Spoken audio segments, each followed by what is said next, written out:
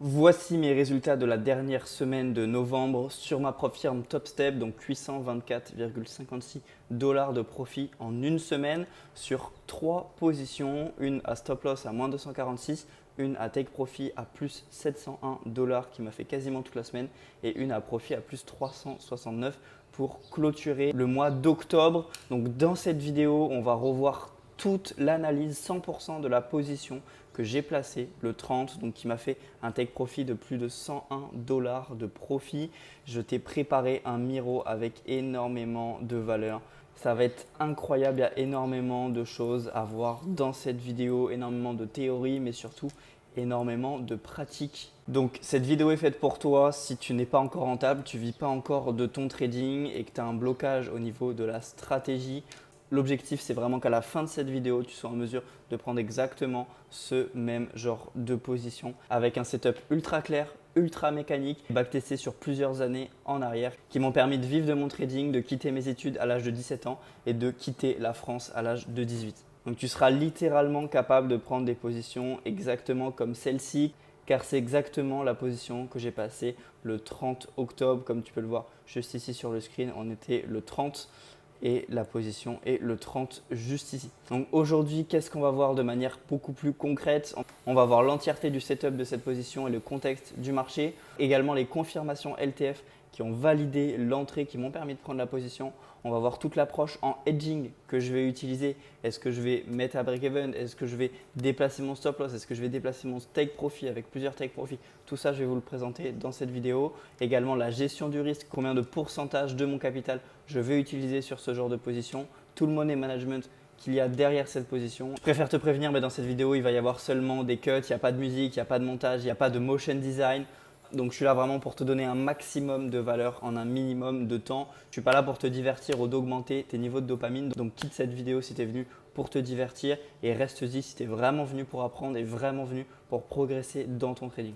On va donc commencer sans plus tarder avec le tout premier point de notre analyse sur cette position. Ça va être du coup la tendance HTF. Le HTF, c'est la time frame la plus importante, c'est celle qui a le plus de poids sur notre setup.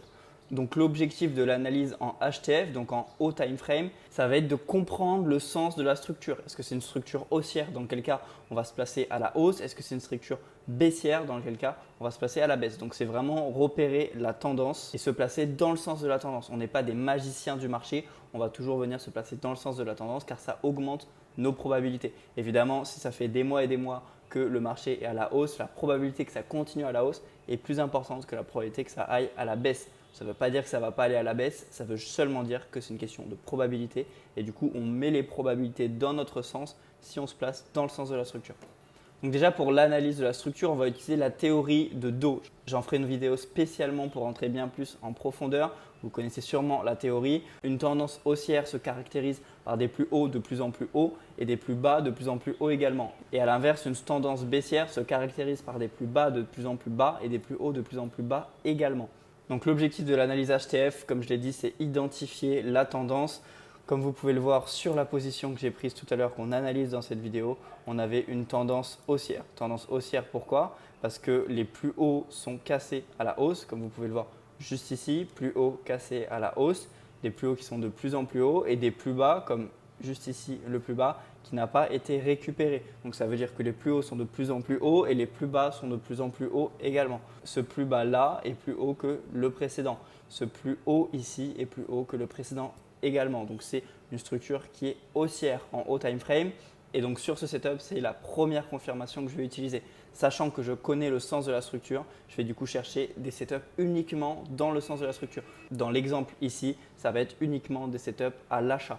Le point numéro 2 de notre analyse, ça va être l'alignement multi-time frame avec les break-off structures. Reste bien attentif sur ce point-là, il est ultra important à comprendre, il fait toute la différence dans une analyse. Donc comme je l'ai dit, on va faire un système en poupée russe. Ça veut dire qu'on va déjà chercher l'analyse HTF, on va voir le sens de la structure et après on va venir dans les LTF pour rechercher exactement le même sens que l'analyse HTF. Comme ça en HTF on est haussier par exemple et en LTF on est haussier également. Ça met beaucoup plus de probabilité dans notre sens, de poids à notre setup. Donc maintenant qu'on a cerné le sens de la tendance, donc une structure haussière, on va attendre un break-off structure qui va nous confirmer la continuité de la tendance. Donc un break-off structure dans le sens de la tendance.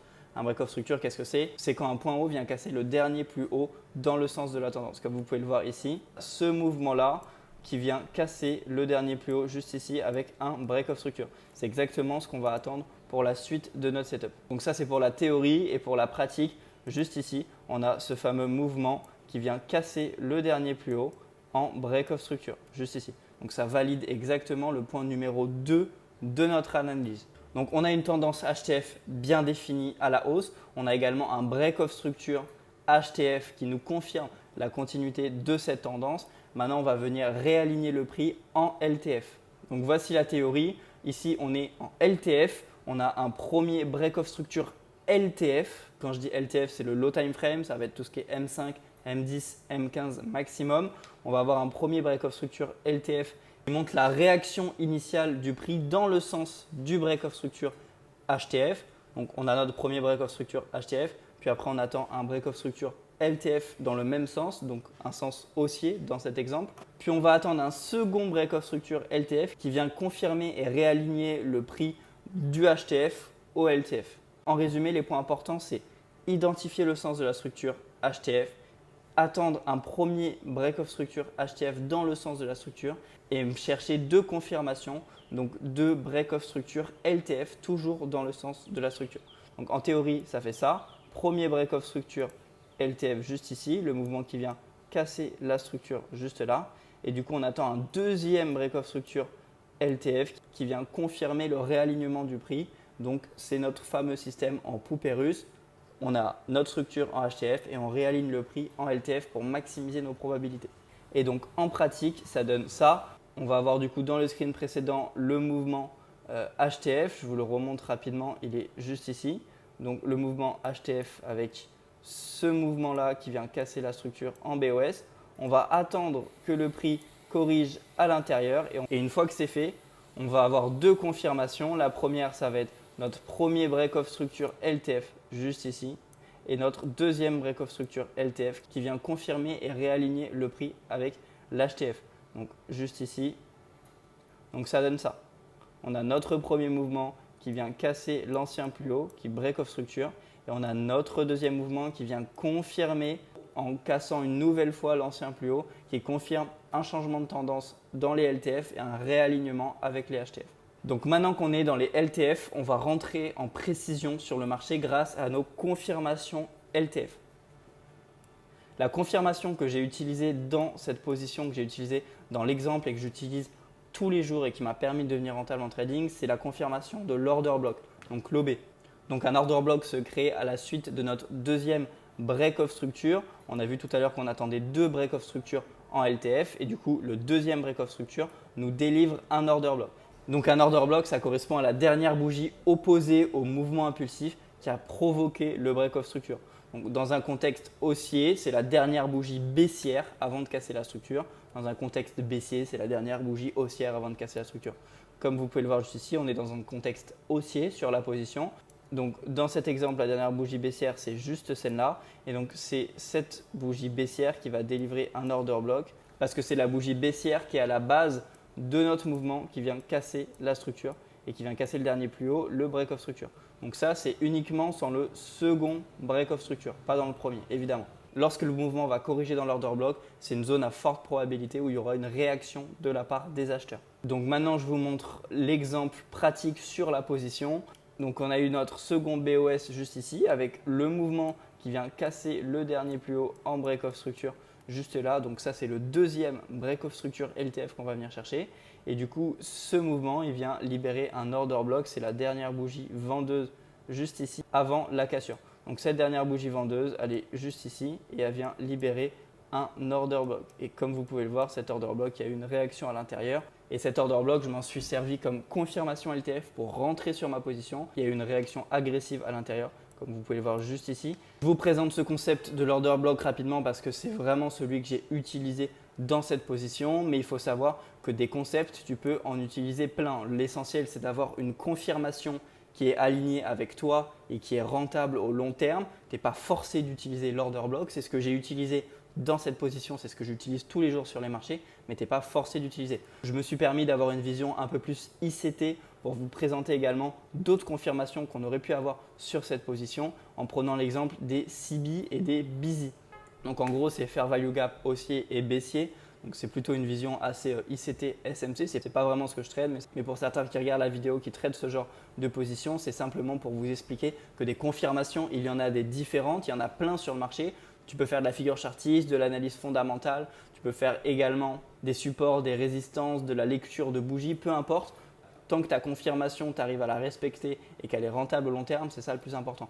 Dans cet exemple, on voit que toutes les confirmations d'achat sont respectées et toutes les confirmations de vente échouent à chaque fois. Juste ici dans cet exemple, on voit par exemple des order blocks haussiers, juste ici. On voit également des order blocks à la vente, juste ici. Et aussi des CB ou des Fair Value Gap, peu importe les concepts que vous utilisez.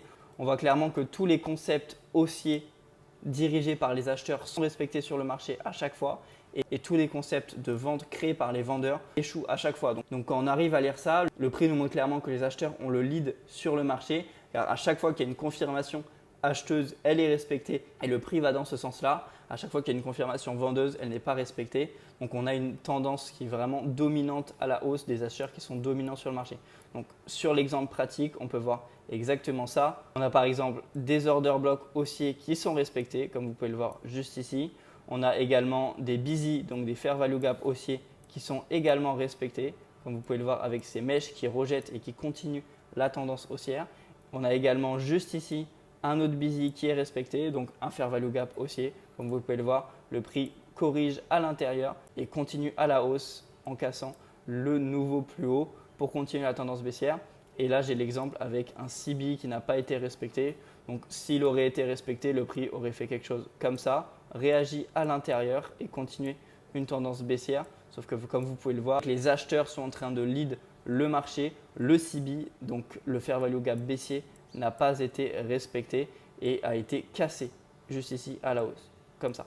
Et dans cet exemple, toutes les confirmations à la hausse ont été respectées par le prix. Toutes les confirmations à la baisse n'ont pas été respectées. Donc pour la suite de cette position, ça s'est clôturé en magnifique take profit. De toute façon, vous avez été spoilé au début. On a eu notre premier BOS LTF. On a eu notre second BOS LTF avec ce mouvement qui a confirmé le réalignement du prix et qui a libéré notre order block juste ici.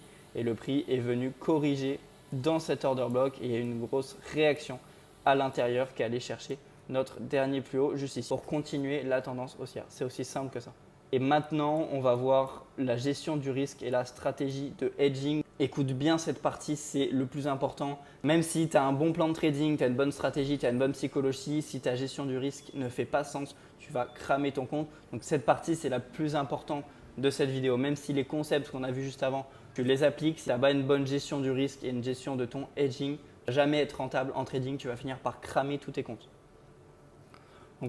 Donc dans cette partie, on va voir la gestion de risque, le risque fixe que j'utilise et on va également voir une stratégie de hedging que moi-même j'utilise sur toutes mes positions qui s'appelle le set and forget. Donc on va commencer avec le set and forget. Donc sur cette position, j'utilise une approche de hedging. Hedging, pour ceux qui ne savent pas, c'est le fait de manager ses positions, quelles actions tu vas faire pendant la position, pendant que la position est en train de tourner. Est-ce que tu vas déplacer ton stop loss? Est-ce que tu vas mettre à break-even? Est-ce que tu vas déplacer ton TP? Est-ce que tu vas prendre des profits? Donc là maintenant tout de suite, on va voir ma stratégie de hedging personnel. En gros, l'idée est très simple. Une fois que le setup est identifié, une fois que j'ai exécuté mon ordre et que j'ai placé mon stop loss et mon take profit, je ne touche plus du tout à la position.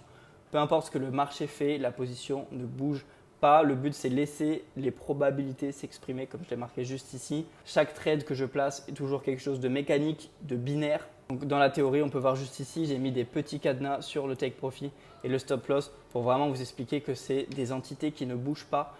Je me fais déclencher par l'ordre et une fois que je suis déclenché, peu importe ce que le marché va faire, je ne vais pas bouger.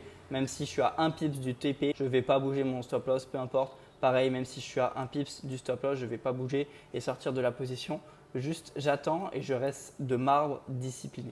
Donc évidemment, la stratégie de hedging set and forget, ce n'est pas du tout la seule méthode de hedging possible. Il en existe plein. Certains préfèrent mettre un break-even pour sécuriser leur perte. Certains vont avoir 2 ou 3 take profit. L'essentiel, c'est de trouver une stratégie de hedging qui te correspond et qui est rentable au long terme.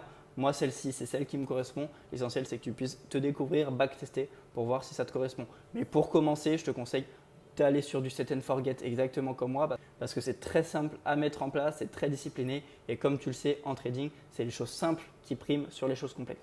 Donc maintenant, on va passer au dernier point de cette vidéo et sûrement le plus important, ça va être la gestion du risque. Donc je risque 1% fixe par position comme vous pouvez le voir. L'objectif, comme je vous le dis depuis le début, c'est de maintenir une cohérence statistique au long terme, laisser parler les probabilités. La réalité des choses, c'est que si moi-même, émotionnellement, je vais des fois mettre plus de risques ou alors moins de risques sur une position, ça ne laisse pas parler les probabilités et ça va faire une interférence dans les statistiques. Ce n'est pas le but, l'objectif, c'est laisser parler ma stratégie au long terme. C'est pour ça qu'en mettant un risque fixe, je vais mettre aucune interférence négative dans ma stratégie. L'avantage de mettre un risque fixe à toutes les positions, déjà, c'est de standardiser la performance en évitant du coup les variations émotionnelles, la taille de lot qui est différente. Toi, juste par affinité ou par biais de confirmation, tu vas ajouter des risques alors qu'il n'en faut pas. Ça, c'est la première chose. Deuxième chose, c'est protéger le capital. Donc, tu limites l'impact d'un trade perdant. Comme vous le savez en trading, le plus important, c'est maintenir son capital avant d'aller chercher à faire du profit. Le troisième avantage, c'est le fait de maintenir une constance mentale. Évidemment, 1% de risque par position, c'est bien plus simple à appliquer que si tu dois changer de risque à chaque position parce que la position elle a une confirmation supplémentaire ou je ne sais pas quoi. L'idée, c'est vraiment de faire quelque chose de simple, vraiment quelque chose de mécanique, de binaire et c'est ça qui va te permettre de tenir au long terme. C'est un système qui est simple. Donc voici un exemple avec 2 track records long terme sur plusieurs années. Un avec un money management fixe d'1% par position et un avec un money management variable et émotionnel. Okay, donc avec un money management fixe, on va du coup avoir un track record qui est constant, qui est standardisé avec des take profit, des stop loss, mais jamais des plus hauts qui sont aberrants ou des pertes qui sont aberrants avec des très gros drawdown ou des très gros take profit. On va toujours avoir une certaine constance, une certaine stabilité dans notre trading. C'est ce qu'on recherche au long terme, c'est le plus important. Le track record avec un money management variable, sachant que du coup c'est variable, on va utiliser des lots qui sont différents, des risques qui sont différents. On peut avoir des très gros gains comme ici, comme des très grosses séries de pertes comme ici et ici. Et au long terme, on risque juste de finir par cramer son compte. Évidemment, on va faire beaucoup plus d'argent rapidement, mais l'objectif, ce n'est pas faire de l'argent rapide en trading. L'objectif, c'est de tenir au long terme, de respecter son plan et de laisser parler les probabilités. Donc, optez beaucoup plus sur un money management fixe qui va vous permettre d'obtenir un track record professionnel qui est constant et qui laisse parler les probabilités au long terme. Donc voilà pour cette vidéo. Avant de se quitter, je t'offre un consulting personnalisé de 30 minutes. À l'intérieur de ce consulting, j'analyse l'entièreté de ta situation, que ce soit ta stratégie, que ce soit ta psychologie, ta gestion de tes comptes propres firmes. Une fois que j'aurai analysé l'entièreté de ta situation, je t'offre un plan d'action personnalisé justement à ta situation pour que tu puisses résoudre tes blocages bien plus facilement. Ça fait potentiellement plusieurs semaines, plusieurs mois que tu as tes blocages au niveau de la stratégie, au niveau de la psychologie. L'idée, c'est que je mette mon cerveau au sein de ton trading pendant une demi-heure et que je puisse te donner le meilleur plan d'action concret et applicable à ta situation pour aller résoudre tes blocages. Je vais répondre également à l'entièreté de tes questions, que tu puisses ressortir avec un maximum de valeur applicable et beaucoup plus de clarté dans ton trading. Donc c'est un consulting totalement offert. Je t'invite à cliquer sur le premier lien de cette vidéo. Il y aura marqué consulting trading gratuit avec le lien de mon emploi du temps. Je te laisserai réserver ton appel. Je te contacterai suite à ça personnellement sur WhatsApp et on pourra faire cet appel pour que tu puisses step up dans ton trading, résoudre tous tes blocages et aller chercher tes objectifs. J'espère que cette vidéo t'aura plu. Je t'invite à poser 100% des questions que tu as dans les commentaires. N'hésite surtout pas à me faire ton retour. Ça m'apporte énormément de force. N'hésite pas à t'abonner, à liker la vidéo. Et nous, on se retrouve très vite pour une prochaine vidéo. Il y a du très très lourd qui arrive les gars.